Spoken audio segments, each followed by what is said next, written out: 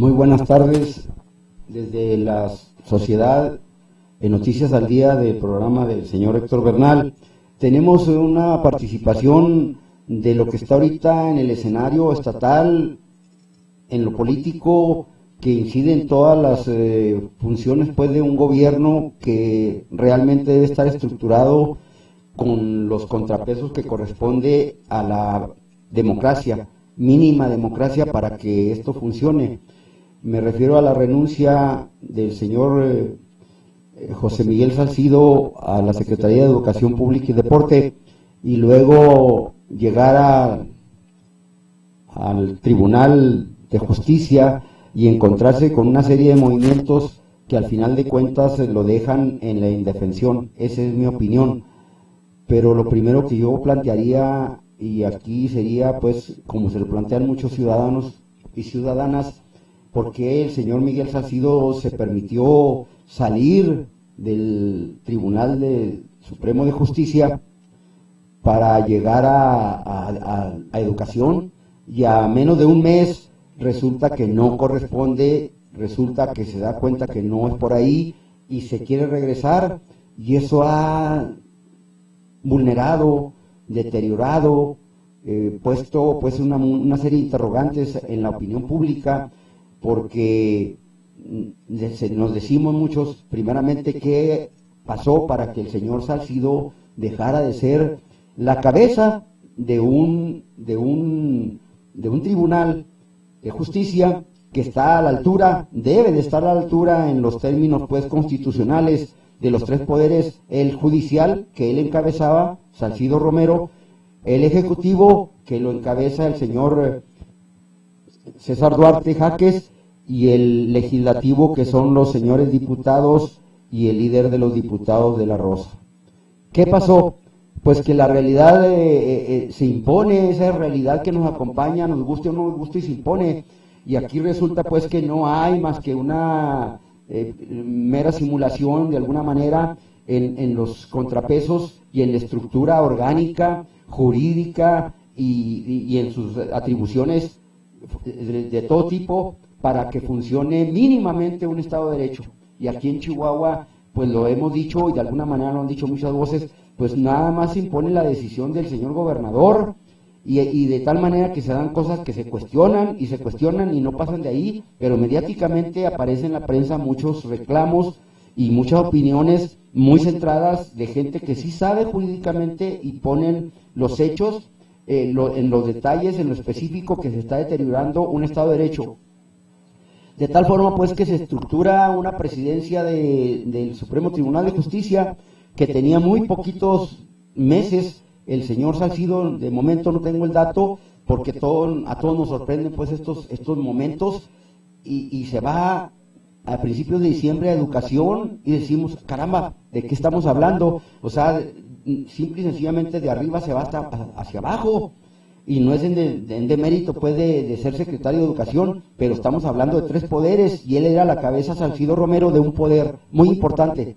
Y el otro poder está pues, como nosotros sabemos, el que debe representar a los chihuahuenses, que es el poder legislativo, que no cumplen tampoco con el objetivo, porque cuando no nos representan a los ciudadanos, están representando las indicaciones, las decisiones y los llamados de un solo personaje, que en este caso es el Ejecutivo. Y eso no es nuevo, se da en la mayor parte de los estados, en unos más, en otros menos. Esos llamados virreinatos, pues esos llamados gobernadores, que en un momento dado pues se dejan de ser aquel gobernador que es democrático, que se maneja las formas para que funcione realmente el Estado y vaya caminando en sus políticas públicas: educación, salud, vivienda, economía, agricultura, ganadería, etcétera, etcétera. Y aquí se le ha reconocido al gobernador, y yo he sido uno de los que reconozco al gobernador en uno de sus elementos más importantes, y que a nivel nacional es fundamental: el hecho político, el hecho educativo. Ese desarrollo cuantitativo y cualitativo en lo educacional se le ha reconocido al gobernador César Duarte. Y en este caso sorprende pues que de repente aparece la renuncia del señor Salcido, y como se dice coloquialmente, pues se mueven todas las fichas, o se van a mover, no sé, porque de repente hay dos presidentes en el Tribunal Superior de Justicia en las primeras horas de ayer, y luego el señor Salcido renuncia a la educación a las 8, luego lo notifican por ahí a las 9, a las 11 le notifica a las 9 se lo notifica al gobernador, a las 11:30 se realiza una rueda de prensa donde el señor Salcido va al Poder Judicial, a la ciudad judicial, al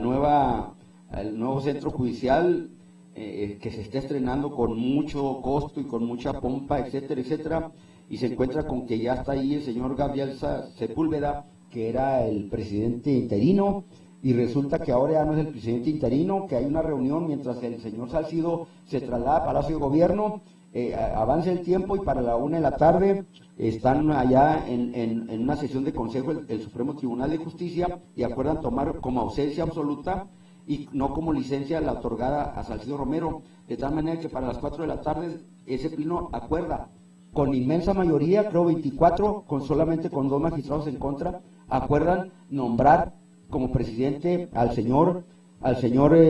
magistrado presidente Gabriel Sepúlveda y dejan fuera al señor Salcido, no lo aceptan ya lo dejan fuera, de tal manera que él renuncia a educación y no lo aceptan acá como presidente. Le están indicando que va a entrar, pero va a ocupar la sala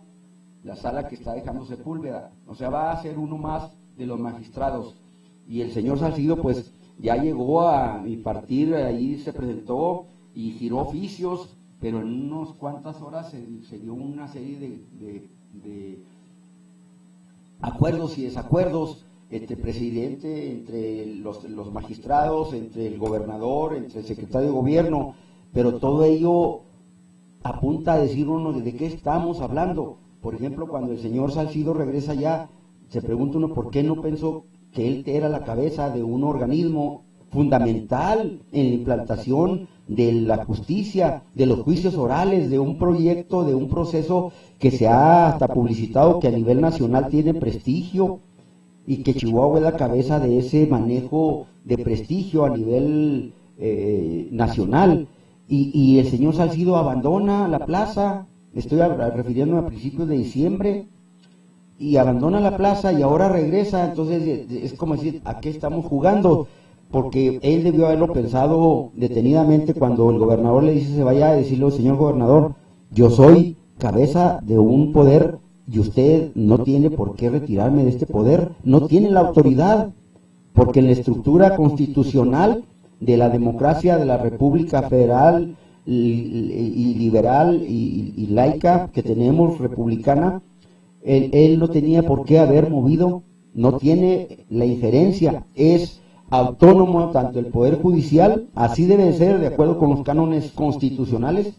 el Poder Judicial, el Poder Legislativo que nos representa a nosotros y el Poder Ejecutivo que para eso está, para ejecutar las políticas públicas en todo el Estado, siempre y cuando lo haga pues en función de servirle a la sociedad con transparencia y siempre velando por los más necesitados, por los más vulnerables, que son los trabajadores y que son los que demandan salarios y demandan protección en contra de los líderes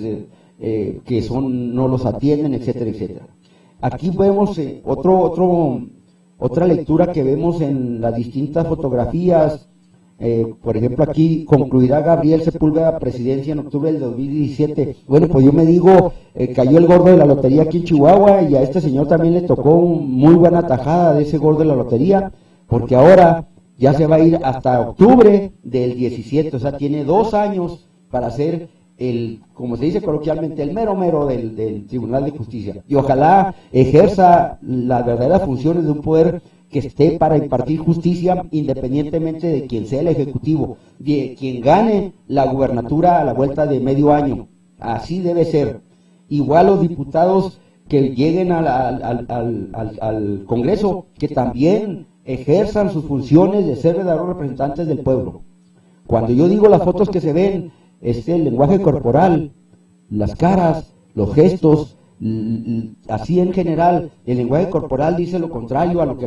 aquí señalan. Dicen, ve un tribunal fuerte, unido, con trabajo y proyectos. Pues sí, pero el magistrado Gabriel Sepúlveda no refleja en su lenguaje corporal que está así tranquilo, contento, ecuánime, sino lo que está reflejando es una realidad de jaloneo por una situación que se está dando, que está vulnerando la situación constitucional, que debe de normar la vida de cualquier instancia de México. Esto tiene que ver con las relaciones intergubernamentales. Hay los poderes que se llaman subnacionales, y esos poderes subnacionales no es de mérito del sub, sino que así son los estados y los municipios que están dentro de una federación, que es como si dijéramos pues el papá de los pollitos. Y estos gobiernos subnacionales pues generalmente han pasado a ser ninguneados o vulnerados, principalmente los ayuntamientos, y más si son ayuntamientos muy pobres y muy marginados, o muchos de plano en la ignorancia, de plano. Y en ese tenor, los estados también han sido así. Hay estados que han sido muy marginados, que han sido ninguneados, valga esa expresión, que han sido no tomados en cuenta en las políticas públicas, y hoy son los estados con regímenes, con estructuras cooptadas por la violencia y por el crimen, por el la narcoviolencia. Y de muchas décadas, estamos hablando de Chiapas, estamos hablando de Oaxaca, estamos hablando de Guerrero y de Michoacán, que es un estado que también la violencia llegó por la situación que tiene muy cercana ahí, y por las minas y por todos esos botines para muchos negocios de extorsión de los narcos. Las minas de hierro muy cercanas a Lázaro Cárdenas, y muy cercanas pues a esos puertos como Manzanillo y Lázaro Cárdenas, y luego las plantas que se cultivan en Guerrero, principalmente pues la amapola. Todo eso genera un deterioro cuando los gobiernos no han cumplido sus funciones, y esas interrelaciones gubernamentales que no han sido las mejores tienen que ver con un estado de gobierno presidencialista que se generó desde hace un siglo, o casi un siglo, tenemos 90 años, desde que se instaló un régimen autoritario y que violentó, para empezar, el primer proyecto, así que dijéramos que el pueblo elige a un candidato a la presidencia de la República, y me refiero al señor licenciado José Vasconcelos, que fue nuestro primer secretario de Educación, que fundó la SEP y que le vino a dar vida a la educación y a la cultura, un personaje que fue rector del UNAM, y ahí a él le arrebataron la presidencia a sangre y fuego. Hubo muertos en Topilejo, hubo sacrificados, y no fue el único candidato de la oposición que sufrieron marginación, robos, atropellos, violencia. Todavía eso se presentó en la década de los 90 con el señor Salinas de Gortari.